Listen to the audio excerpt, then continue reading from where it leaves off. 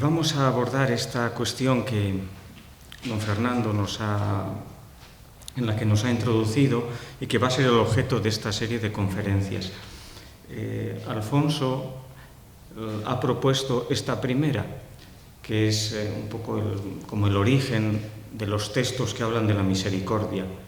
Luego habrá un recorrido por el Antiguo Testamento, por el Nuevo Testamento, por la tradición clásica y la reflexión teológica.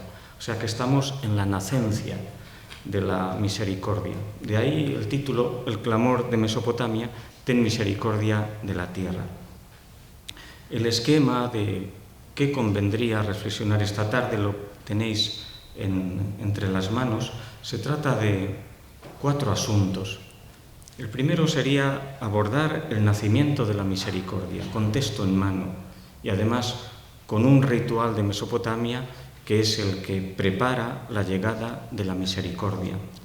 Luego, como se trata de ver nacer la misericordia, hemos de acudir al diccionario que ha registrado las primeras palabras de la humanidad para poner nombre a este sentimiento entrañable. Entonces, el diccionario de Acadio, dejamos de un lado el sumerio. Luego, encarnación de la misericordia en el ser humano a través de nombres propios. Por supuesto que multitud de gestos en la historia pasada, pero conocemos la misericordia también por personas que lo llevaban en su onomástica. Luego, una serie de textos que hablan de cómo se rezaba o se pedía la misericordia en aquellas tierras. Análogos, ya os sonarán muchas de las expresiones, a los textos bíblicos. Repararemos en 2 ciegos, porque la misericordia bíblica, sobre todo en una expresión grandiosa del Nuevo Testamento, sale de boca de un ciego o de 2 ciegos, que conocemos como el ciego o los ciegos de Jericó. Eleesonme, pues nos acercaremos a 2 ciegos también de Mesopotamia que prepararon también esta voz suplicante al Señor Jesús que salía de Jericó. Y finalmente una expresión de la misericordia muy querida de Mesopotamia, que es la petición de misericordia a Dios, ya no a través de la voz humana, sino por carta, dado que la correspondencia epistolar nació también en aquella tierra. Entonces, vamos con lo primero, el nacer de la misericordia. Las gentes que nos precedieron en aquellas tierras pensaron, inspiradas por Dios, que la misericordia tiene un nacer de lo alto. No es un sentimiento originario del ser humano, sino está introducido en el corazón del hombre como una petición que Dios quiere que se le dirija a él. Por lo tanto, como les gustaba mucho a los de Mesopotamia, la misericordia viene de lo alto. Siendo así que la misericordia viene de lo alto, los necesitados de aquella tierra quisieron pedirle a Dios que fuera misericordioso con la tierra. ¿Y esto cómo sería posible? Ellos lo fueron poco a poco trabando de este modo. Como el misericordioso es Dios, Él tiene que hacer patente la misericordia en esta tierra y para ello tendrá que encarnarse. Entonces le van abriendo el camino a Dios, o Dios va abriendo el camino a través de los suyos para cómo pueda ser su venida misericordiosa a la tierra. Comenzó de esta manera en aquellas tierras, rondando el 4º, 5º milenio antes de Jesucristo. Los hombres se atrevieron a ponerle a Dios tamaño, y más que tamaño, proporción humana. Y así comenzó el desarrollo de una estatuaria divina. Eran imágenes, tallas en madera o en piedra que hacían posible la presencialización de Dios en esta tierra. Elementos inertes, pero a los cuales ellos les dotaron de sensibilidad humana o de capacidad de hacer posible la presencia de Dios en esas realidades terrestres, maderas o piedras. Ya tenemos unas imágenes que hacen posible que el misericordioso pueda poner el pie en esta tierra, pero siguen siendo piedra y madera. Por lo tanto, requerían algo más, y así se lo hicieron patente a Dios a través de un ritual. Ellos querían ver a Dios encarnado entre nosotros para que tuviera palabras de misericordia para la tierra. Y así se gestó este ritual para hacer presente a Dios al modo humano. 9 días y 9 noches su imagen al lado del jardín del templo. Habría de nacer Él acompañado por 9 divinidades que van simbolizando los meses de la gestación. Nace Dios y hay un barreño de sangre y hay un ladrillo para cortarle el cordón umbilical. Dios se hace presente a los suyos. Es el Dios que llega, decía el ritual cuando se introducía la imagen de Dios nacida en aquella noche sagrada en el templo para hacerle a Él presente. Luego viene la apertura de la boca, de los ojos, de los oídos para dotarle a Dios de sensibilidad, y viene también el revestimiento de Dios, una vestidura blanca, está ya al modo humano. Una vez ya que el misericordioso puede estar presente entre nosotros, yo no solamente a través de una imagen que lo hace patente o hace posible su presencia, sino que está realmente presente porque ha nacido en su imagen, es llegado el momento de poderle dirigir esas palabras tan queridas y tan bien definidas por los milenios de historia de Mesopotamia reclamando a Dios. Dice el ritual y precisa, y en este punto se detiene, hace un alto. El sacerdote, que en ese momento presenta la imagen encarnada de Dios a los fieles, tiene que hacerle una súplica que tiene una formulación en las 2 lenguas en las que se manejaban las gentes de Mesopotamia, la más antigua el sumerio y la más reciente el acadio. Este es un tipo de súplica vocal, dug, o la jasuma. Entonces tiene que entrar la súplica a Dios por ambos oídos. Por el oído derecho le entrará más que una súplica, una confirmación de que ha tomado corporalidad humana. Está Dios entre los hombres, le susurrarás en el oído derecho. Y dice el ritual, inmediatamente después, al oído izquierdo, el sacerdote le va a pronunciar esta frase sagrada. A mí me parece que tan densa, que resume tan bien el clamor de toda la tierra, aquí centralizado, focalizado en Mesopotamia. Acércate, dice el ritual, y le dirás: ten misericordia de la tierra donde has nacido. Así saludaba aquella vieja humanidad a Dios presente entre nosotros.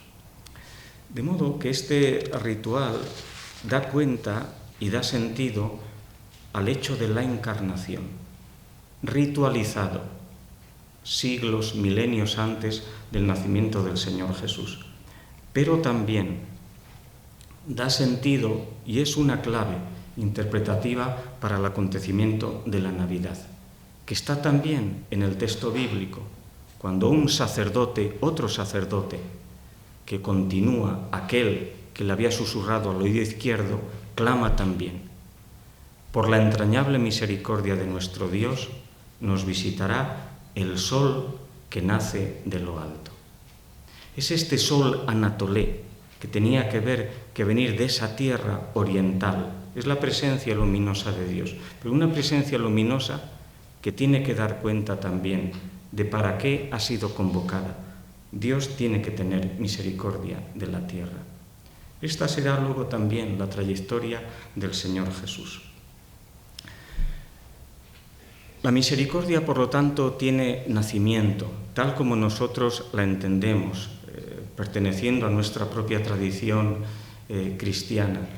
Y ese lugar de nacimiento está muy acorde con lo que sabemos por los datos históricos. Si allí en aquella tierra, en Mesopotamia, nacen las primeras letras, el hombre se capacita para los grandes empeños, como es la construcción de ciudades. Viene todo el despliegue de las potencialidades intelectuales del ser humano, sea la matemática, la astronomía, la medicina, tantos otros saberes. Pues allí mismo es donde nace también la misericordia, que llega hasta nosotros. Una coherencia de este gran asunto que va acorde con la trayectoria histórica.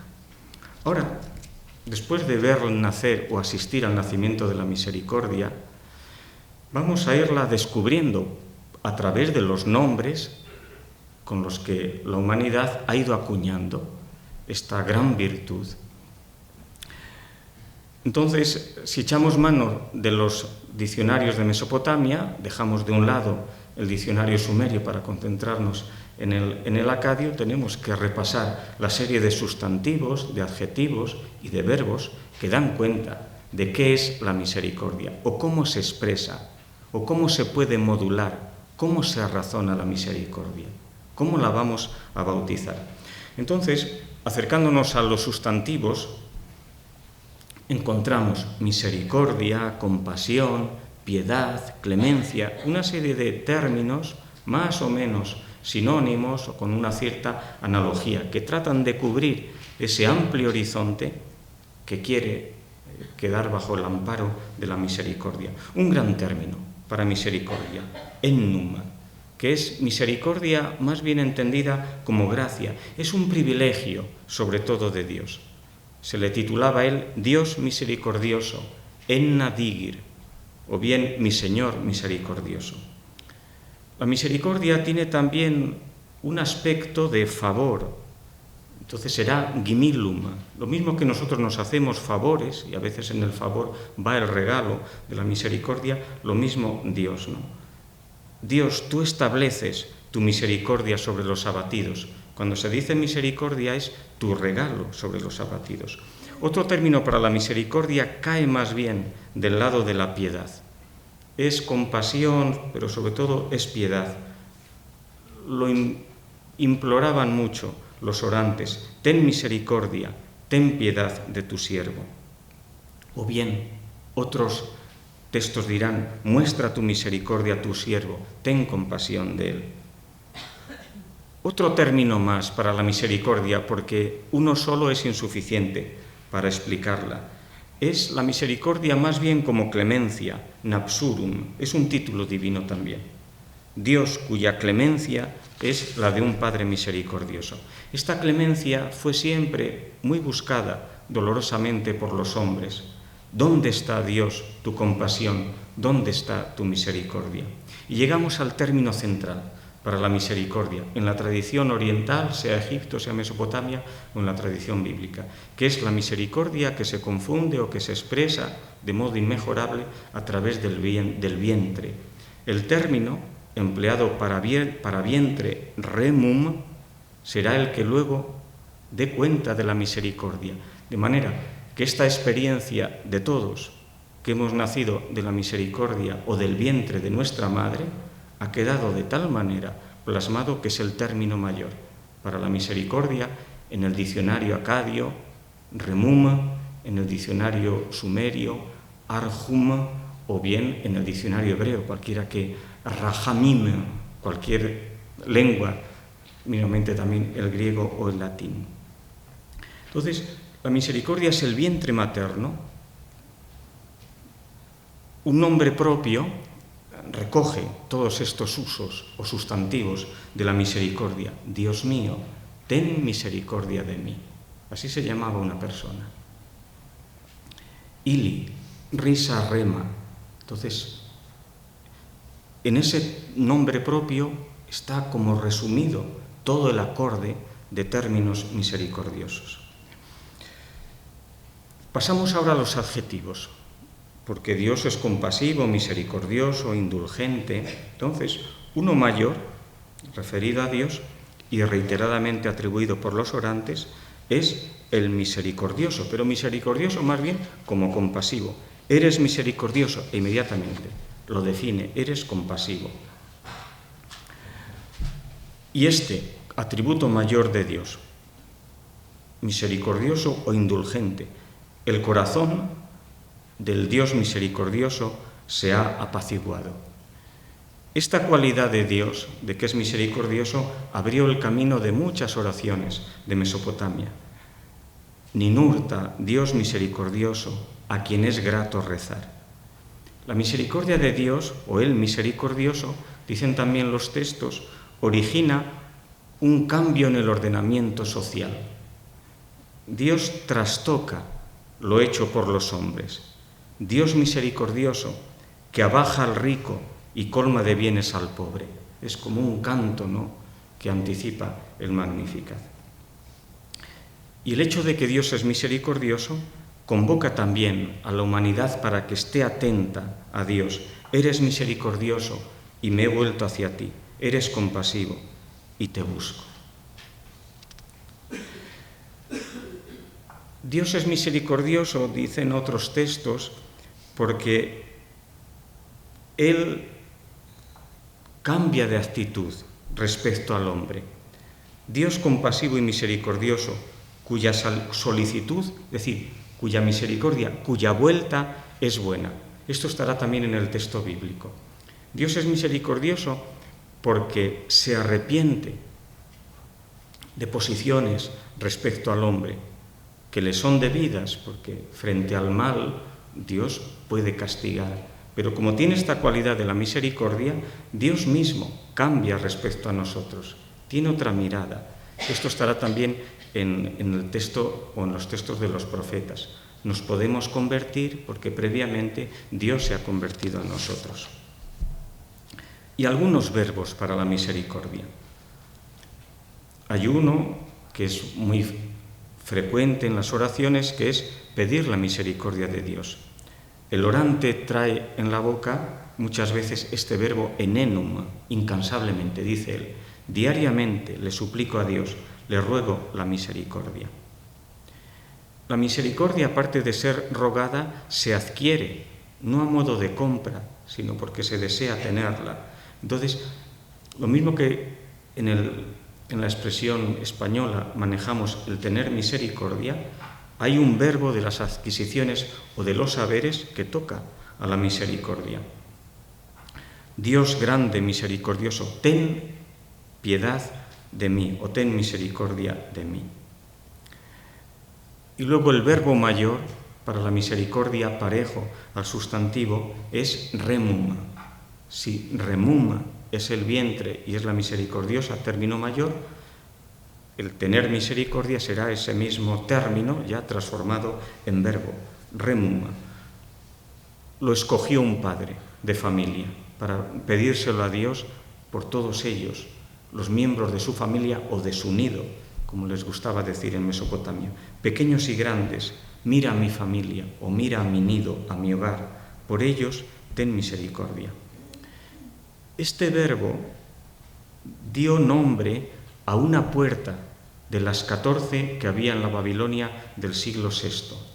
Y lo mismo que nosotros tenemos puertas de la misericordia, ellos tenían en Babilonia una puerta abierta los 365 días del año que se llamaba la puerta de la misericordia. O bien, tiene otra formulación que es aún más bonita, Dios tiene misericordia de sus vecinos. Esta puerta, que estaba en la parte del recinto interior de Babilonia, que se comunicaba con el recinto exterior a través de una puerta que abría el camino hacia una ciudad por debajo de Babilonia que se llamaba Kuta, daba acceso a todos aquellos que entraban en el corazón de la ciudad para encontrarse con Dios en el templo Eságila, o bien para poder contemplar esa torre que subía hacia lo alto, el Etemenanki. Entonces, una puerta de la misericordia abierta en la ciudad de Babilonia para todos aquellos que quisieran cruzarla.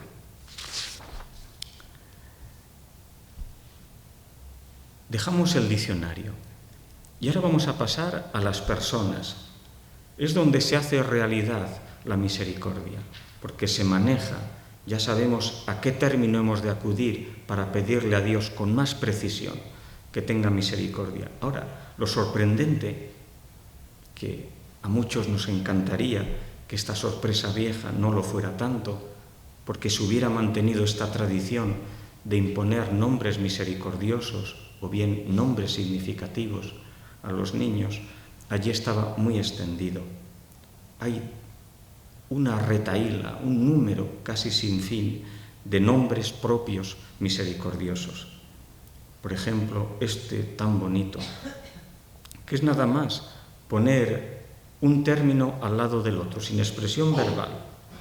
Misericordia, Señor.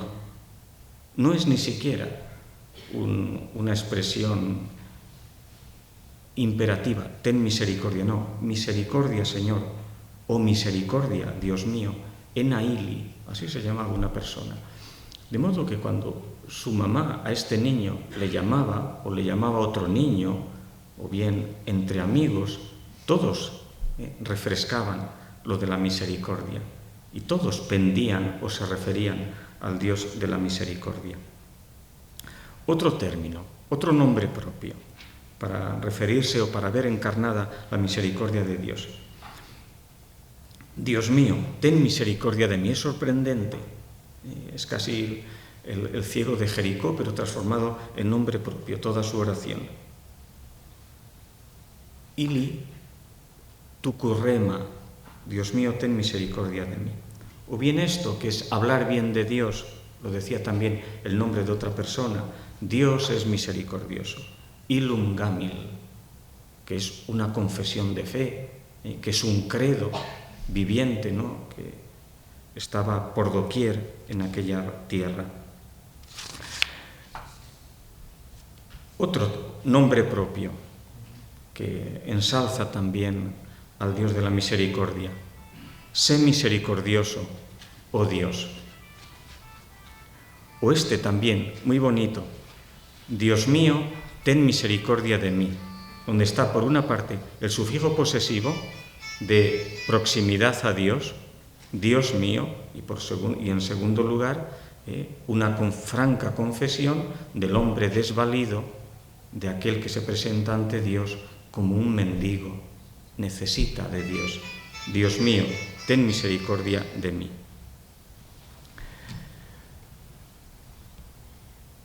Dejamos los nombres propios, que es un modo de encarnación de la misericordia de Dios ya en la onomástica. Luego vendrá la encarnación absoluta, ¿no?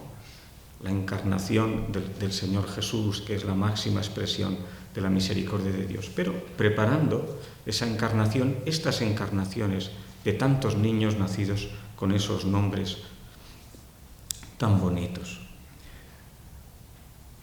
Vamos ahora a dejar diccionario, onomástica, e introducirnos en la misericordia rezada, porque fue objeto de numerosísimas oraciones, muchas súplicas pidiendo la misericordia.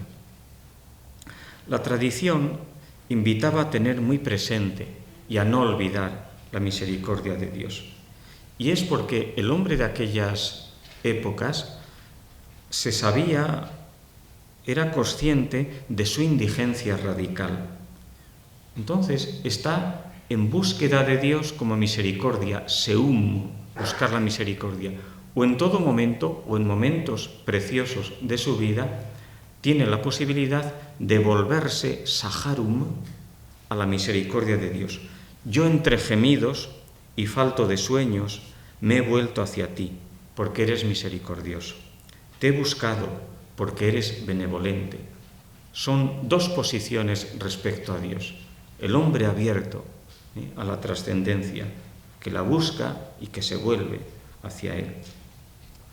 Al que te busca de continuo, harás siempre el bien. Quien confía en ti está afirmado.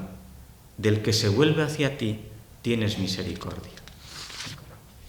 Ahora, más que buscar la misericordia, dirán otros textos, es ella la que nos busca a nosotros. Es como un imán que atrae al hombre. Hay una precedencia de Dios, que antes que quererle misericordioso, Él ya nos ha buscado y se ha introducido en el tuétano de nuestro ser para que despertemos a su ser misericordioso y se lo roguemos. Dice una oración: porque eres bondadoso, Señor mío, me he vuelto hacia tu divinidad. Porque eres indulgente te he buscado. Porque miras, he mirado tu rostro. Porque eres misericordioso, he venido a tu presencia. Mírame fielmente y atiende mi oración. La misericordia en este sentido se ha vuelto como un oído abierto de Dios a la oración de los suyos. Dios misericordioso, que atiendes la súplica, que acoges la imploración, que proteges el aliento de vida de los hombres. Sin misericordia, Dios no tendría oído, no tendría la capacidad de escucha de las necesidades humanas. Dice otro orante: siempre te he prestado atención, he implorado en tu presencia, me he arrodillado a tus pies, sé misericordioso conmigo, Señor, escucha mi súplica.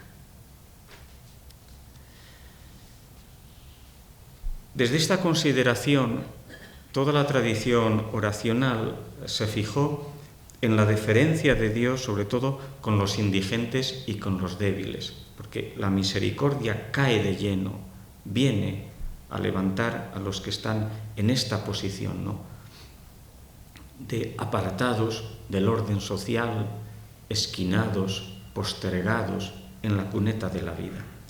Dice un orante: Señor, que iluminas las tinieblas, Dios misericordioso, que rehaces al que está doblegado, que proteges al débil.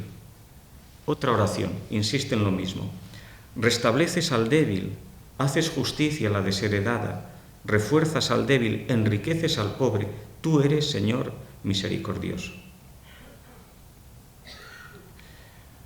Aparte de Dios, ¿quién puede hacer algo?, se preguntaba otro orante.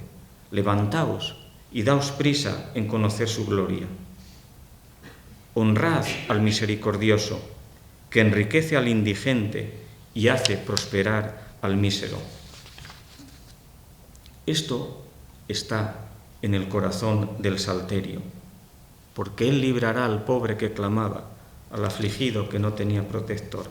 Él se apiadará del pobre y del indigente y salvará la vida de los pobres. Dice otro texto: Dios misericordioso, que libras al que está encadenado, que levantas al débil, que amas al hombre. Además de los postergados, los débiles, los enfermos contaron con la compasión de lo alto. Decía otro orante: la enfermedad más grave y recóndita remite. Dios misericordioso, que preservas el aliento de vida, que haces revivir a los moribundos. Eres misericordioso con el que está al borde de la muerte y pronuncia tu nombre, lo salvas de la calamidad. Insisten, porque los enfermos son los más expertos, mejores conocedores de la misericordia de Dios, porque son los que más la necesitan. Ten misericordia como un padre, que tu corazón se apacigüe, cógele de la mano, absuelve su falta, aleja de él su enfermedad. Continúa otro, en estado muy grave: Dios misericordioso, que haces revivir al difunto, cuya mirada es vida, cuya solicitud es salud. Y luego remacha otro: tú que estás enojado, ten misericordia, que se calme tu ánimo, que tu corazón benevolente se preocupe de mí, haz salir mi enfermedad, reduce a nada mi pecado. Las expresiones son muy parecidas, análogas, es la misma tradición oracional, es la misma cadena, ¿no?, espiritual. En los salmos, Él rescata tu vida de la fosa, te calma, te colma de gracia y de ternura. Piedad, Señor, mira cómo me afligen mis enemigos, levántame del umbral de la muerte, porque libraste mi alma de la muerte, mis pies de la caída.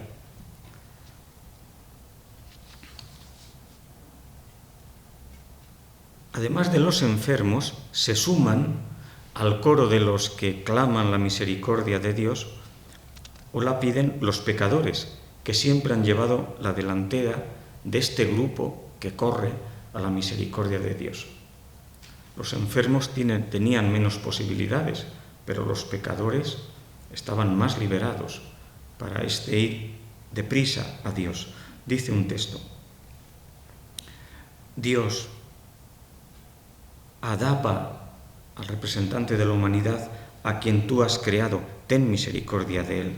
Suprime, Señor, su falta, absuelve su pecado. Otro orante de los muchos que rezan a Dios con oraciones de tipo penitencial. Aunque mis faltas sean numerosas, absuelve mi deuda. Mis malas acciones siempre serán 7, que se apacigüe tu corazón. Por muchos que sean mis pecados, tenme tú mucha más misericordia. O sea, el número de pecados no puede apabullar la posibilidad de misericordia de Dios. Por muchos que sean mis pecados, tenme tú mucha más misericordia. En estas oraciones de carácter penitencial siempre ronda una cierta ambigüedad, una explicación difícil de lo que es el pecado unido a la enfermedad. Misericordia, Dios mío, por tu bondad, por tu inmensa compasión, borra mi culpa, lava del todo mi delito, limpia mi pecado. Y luego, detrás de estas expresiones, siempre algo de enfermedad. Este deslinde entre la enfermedad y el pecado no es fácil. La misma teología se encuentra con dificultades. El Señor Jesús salió airoso de la pregunta en torno a pecado y enfermedad y, por lo tanto, misericordia que cubra a ambos. No pecó él ni sus padres, entonces, ¿por qué está enfermo? Resulta que en la sabiduría de los pueblos, de donde yo vengo, pues la unión de pecado y enfermedad es muy estrecha. Yo hasta hace años, pero poquitos años, pues andaba también en la opinión común de que eso hay que deslindarlo absolutamente y que no puede ir lo uno cerca del otro, que sería una confusión. Ahora, avanzando un poco en edad, no veo las cosas tan así y encuentro cierta razón a lo que ha quedado en la sabiduría popular y sobre todo como soy muy amante de estos textos y se encuentra por doquier, me pregunto a mí mismo, ¿estarían tan descarriados? O sea, esto sería tan insensato, el ligar lo uno a lo otro. Y ya voy considerando que la cosa no es tan así, sobre todo tomando al hombre como una unidad en la que está nuestro ánimo, nuestro espíritu y también nuestra corporalidad. ¿Y cómo pueden andar separados los dos? Entonces, si uno está averiado, el otro no estará totalmente al margen de esa avería, le tocará algo. ¿Cómo le toque? Será difícil de explicar, pero encuentro muy sensato estas reflexiones de las oraciones penitenciales. Ya sé que la teología tiene un discurso a propósito de esto, pero sin más, leyendo estos textos de modo sencillo, aprecio también la sensatez y la verdad que hay escondida detrás de esas expresiones. Todos los que han caído en desgracia cuentan con la intercesión de estas oraciones que piden la misericordia de Dios. A todos llega, hasta los más desheredados. Los hombres dicen de ti que eres padre y madre. Tú alumbras su oscuridad. A diario haces justicia al oprimido y al maltratado. Restableces al desheredado, al que llora y no puede dormir. Tú eres el objeto de su atención, el pastor que los conduce. Las naciones y las muchedumbres de sus gentes prosperan a tus órdenes. Señor, eres misericordioso. Salvas de la pena y de la dificultad. Miras por el fatigado y agotado, por el hombre pecador. Tomas de la mano al que está postrado en el lecho, lo levantas, haces ver la luz al encarcelado y al prisionero.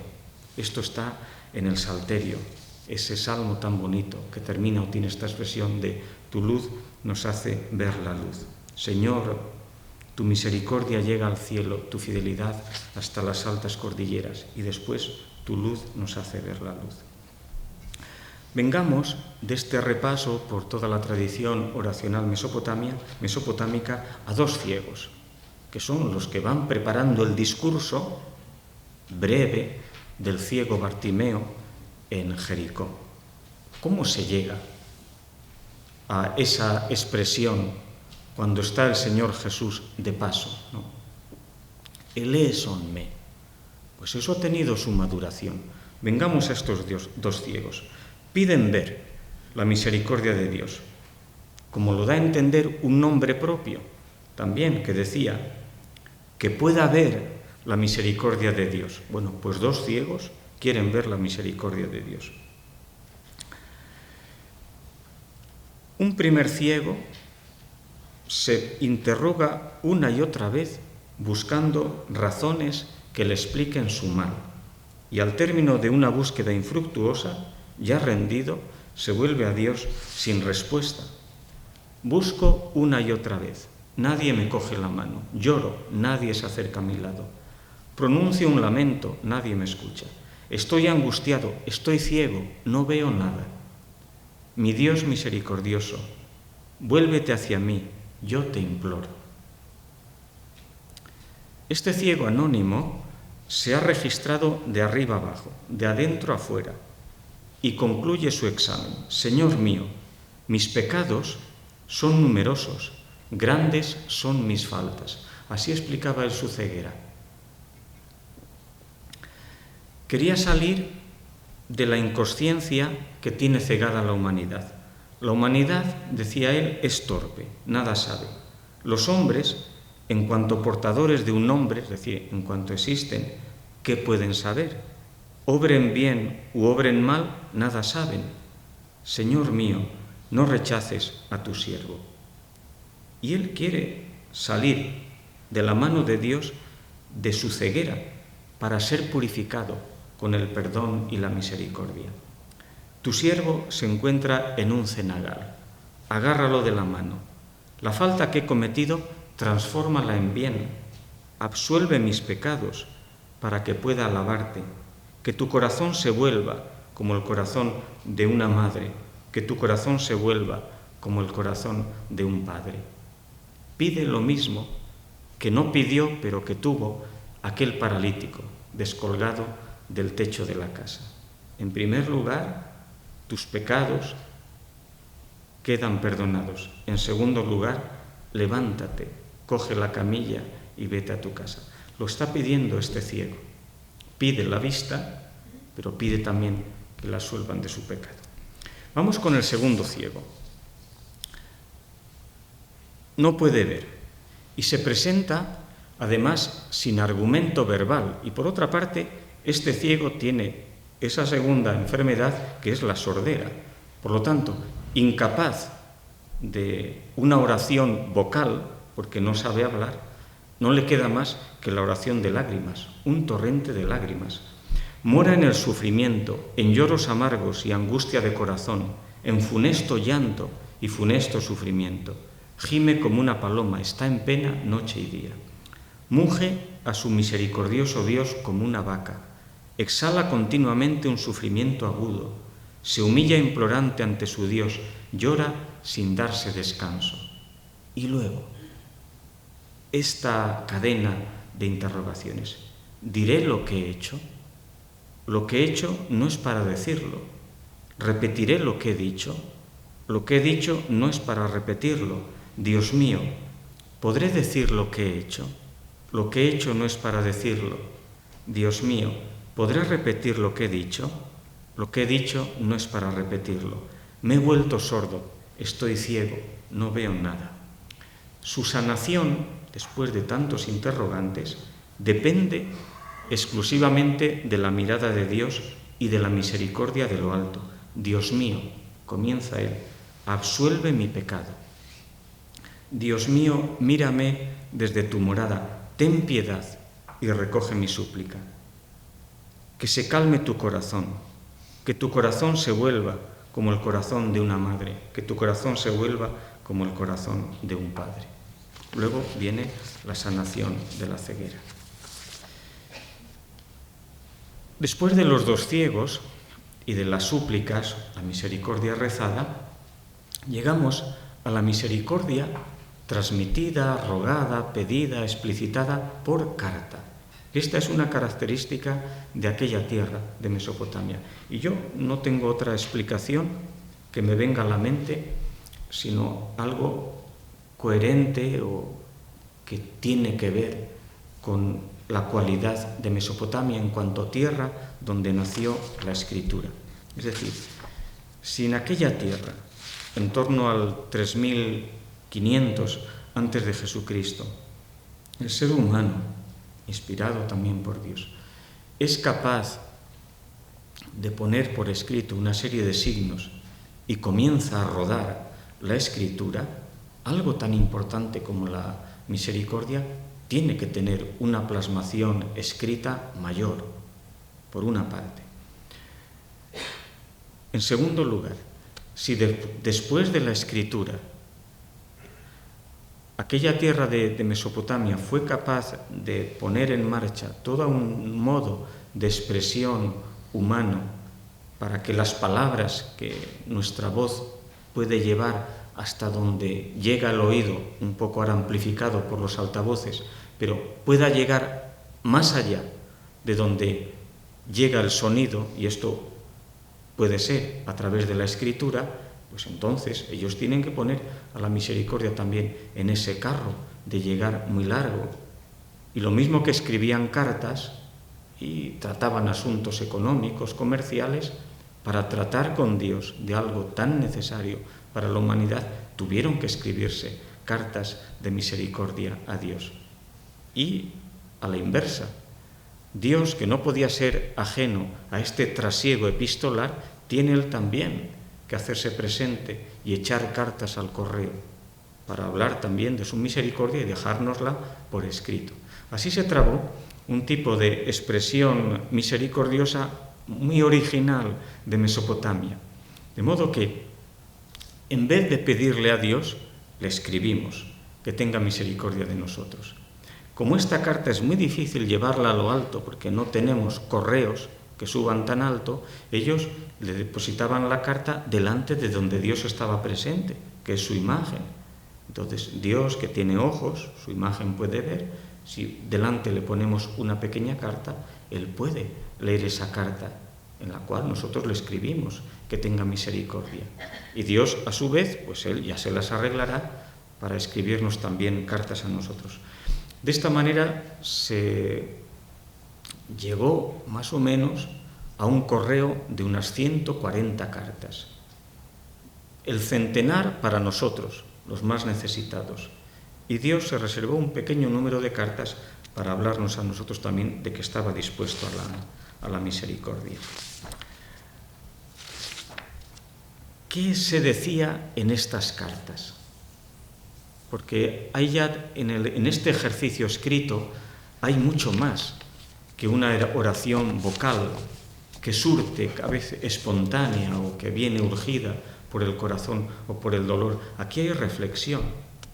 Mientras escribe la carta o antes de ponerse o decidirse a un signo, que es con el cálamo escribir en una arcilla que está un poco humedecida, uno se lo piensa antes. Por lo tanto, hay reflexión en la carta. Y por eso, en estas cartas en torno a la misericordia, uno calibra de mejor manera cómo se llega a la misericordia. En primer lugar, se desprende de todas ellas que para acceder a la misericordia de Dios, lo primero es disponerse a entrar en un tipo de relación interpersonal con Él. Interpersonal quiere decir que hay que tratarle a Dios como se trata en la familia, un papá con los hijos con los padres, los hermanos entre sí. El cariño de por medio.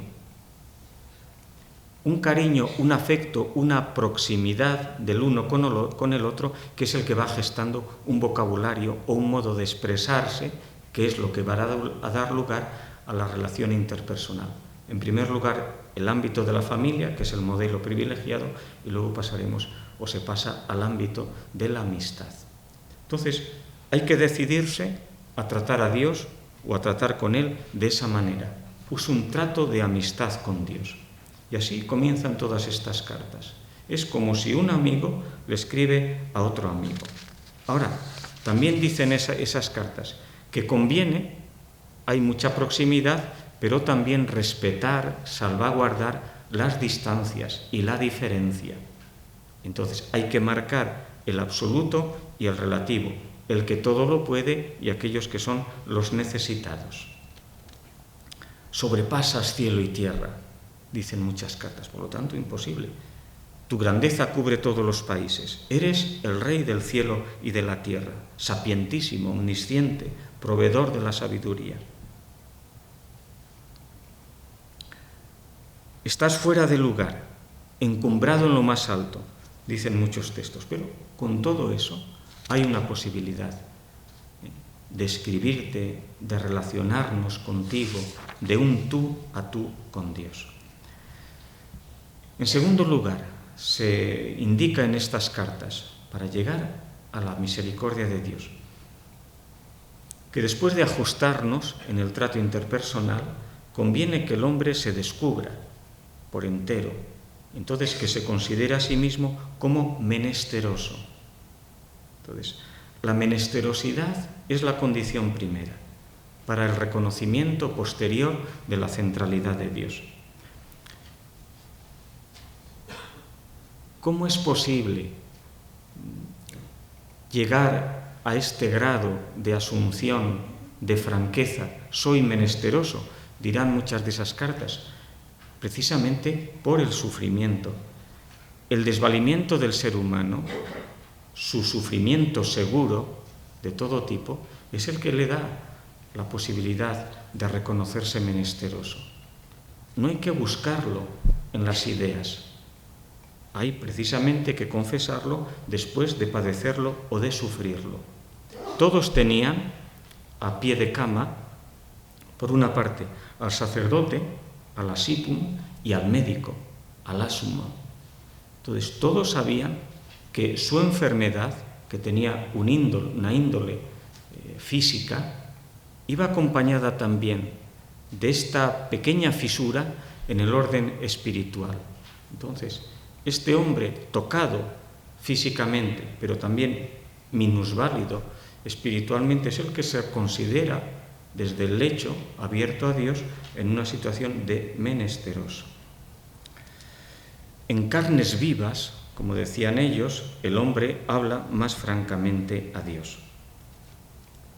Y en estas carnes vivas, decían ellos, es cuando toca padecer a Dios, al Dios amado, y por otra parte vivirlo como un ausente, no perpetuo, pero de muchos años. No da la cara, hay diálogos que se abren pero que no hay respuesta, conversaciones que no tienen interlocutor. Hay rostros de Dios dirigidos a otros lugares. Él aparece eclipsado, inexplicablemente remiso a mostrarse. Se le llama a gritos, pero no entrega su rostro. Y de ahí esta interrogación que sobresale en muchas de estas cartas, pidiéndole a Dios ¿hasta cuándo en esta situación? Nosotros clamando y tú mudo. ¿Hasta cuándo? Se multiplican en las cartas expresiones que dan cuenta del grado de menesterosidad del ser humano. Pero que la razón de ese reconocimiento, lo dicen los textos, es que aflore de mejor manera la centralidad de Dios. Después de este ejercicio, que ya es ímprobo, viene un segundo, que es desapropiarse. Desapropiarse es pasar, dicen los textos, al absoluto de Dios. Y ese absoluto de Dios ellos lo registran de una manera muy sencilla, que guardan por una parte el absoluto de Dios, pero que por otro lado a nosotros no quedamos totalmente desarropados a la intemperie, y es mi Dios. Dios es el absoluto, pero cuando decimos mi, Es Él, en cuanto absoluto, que nos arropa. Dios mío, me encuentro unido a ti. Y dirá inmediatamente después, en cuanto a los hombres, ¿qué me importan? Es el solo Dios, que aparece en muchas de estas cartas y también en muchas de las oraciones, y que está también en los salmos, sorprendentemente. Teniendo a Dios en el cielo, ¿qué me importa la tierra? Se atreve un salmista con esta expresión. En el caso de que faltasen los progenitores, familiares, Dios se ocuparía de su fiel, estaría cerca de él. Donde me encuentro no está mi padre ni mi madre. ¿Quién te dirá mi súplica? He sido rechazado a un lugar donde mi familia no se reúne. ¿Quién te presentará mi ofrenda? Entonces dice inmediatamente, tú serás el que me traerá la oración como un padre, el que te llevará mi súplica, el que te dirá mi lamento. El orante considera que entre él y Dios, que es el absoluto, media esta intercesión de Dios mismo a través de un enviado suyo, que es el que le hace de portavoz o le hace de correo para que le lleve su oración o su súplica. No tiene familia, le falta el vínculo primordial, tampoco tiene conocidos, amistades, está ante el solo Dios. Después del desapropiamiento, el tercer ejercicio que proponen estas cartas para llegar a entender de mejor manera la misericordia de Dios es el sometimiento a la voluntad de Dios. O sea, desasidos, desvinculado de todo aquello que nos puede dar amparo en esta tierra. Sensatamente reconocedores de nuestra menesterosidad, entonces es cuando el orante, sometido a Dios, se presenta con este título que lo dice todo. Así dice tu siervo. Entonces, ante Él, que es el Señor, el que ora, un siervo. Después, como cuarto ejercicio, viene la conversión, que es un volverse a Dios, que es un absoluto invisible, distante, pero unido al orante a través de su mí, pero que está provocando la conversión del orante, es decir, su vuelta a Dios.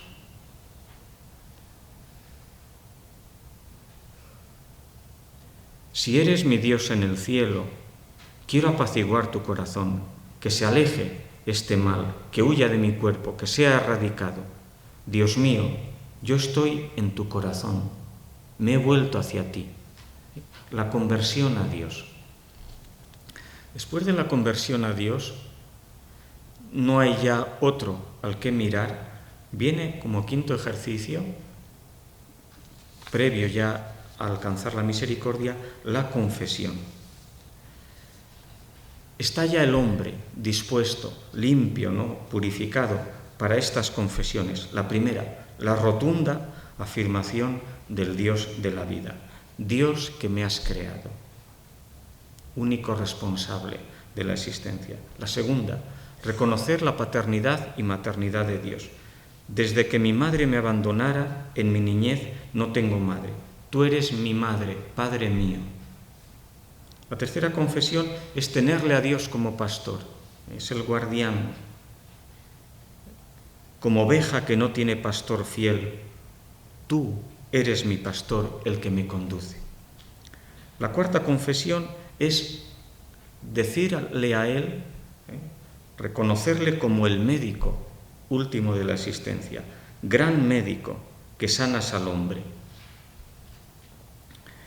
Y luego tenerle a Él como única salvación o como Salvador. Rescátame de la catástrofe, mi vida está al borde de la sepultura. Tu humilde siervo se va agotando, Dios, sálvame. Y después es cuando en ese horizonte de búsqueda de Dios amanece la misericordia. La misericordia como ruego de tantos enfermos a los cuales esta oración les levantaba de su indigencia. Cuando te traigo mi pecado y mis dolores, ten misericordia de mí. La misericordia, que es la que da sentido al momento último de la vida. Tú que cuidas de los muertos, restableces a los paralíticos, ten misericordia de mí. Y es la misericordia ya en este grupo de cartas dirigidas a Dios, donde está bien meditado todo el proceso para reconocer al Dios misericordioso, es donde termina una de estas cartas. Dios mío, te venero, ten misericordia de la carta que te deposito. Pues este sería así un recorrido rápido, veloz, por tantos textos de esta tradición religiosa que nos precede y que tan bien entendió la misericordia y que tan preparado nos dejó el camino a los cristianos para recibir la misericordia que nos vino de lo alto.